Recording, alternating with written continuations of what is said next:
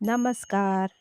श्री ब्रह्मचैतन्य महाराज गोंदवलेकर प्रवचन सार 22 मे. गुरुवर अत्यंत श्रद्धा ठेवावी.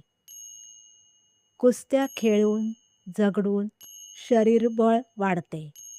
अवघड उदाहरणे सोडवून बुद्धिबळ वाढते. तसेच आलेल्या परिस्थितीला तोंड देऊन समाधानाने राहण्याने आत्मिक बळ वाढते.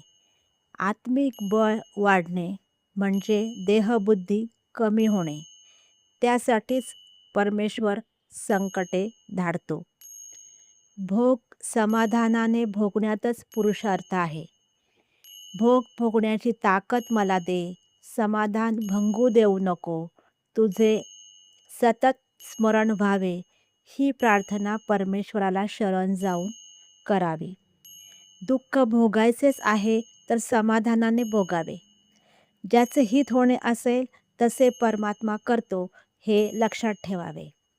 दुखणे आले असता त्याची उपेक्षाच करावी, म्हणजे आपोआप ते कमी होईल. सद्गुरू देवच आहेत ही खात्री बाळगावी. त्यांच्या आज्ञेत राहावे, नामस्मरण करावे. सर्वाभूती भगवतभाव ठेवून कुणाचेही मन दुखवू नये. परमात्माच सर्व करतो अशी भावना ठेवावी. आपल्यामध्ये हळूहळू परिवर्तन करावे आणि ते विवेकाने घडवून आणावे.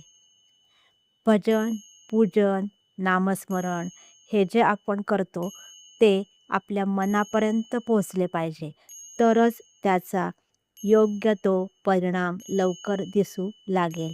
म्हणून गुरुवर अत्यंत श्रद्धा ठेवून नामस्मरण करावे. धन्यवाद.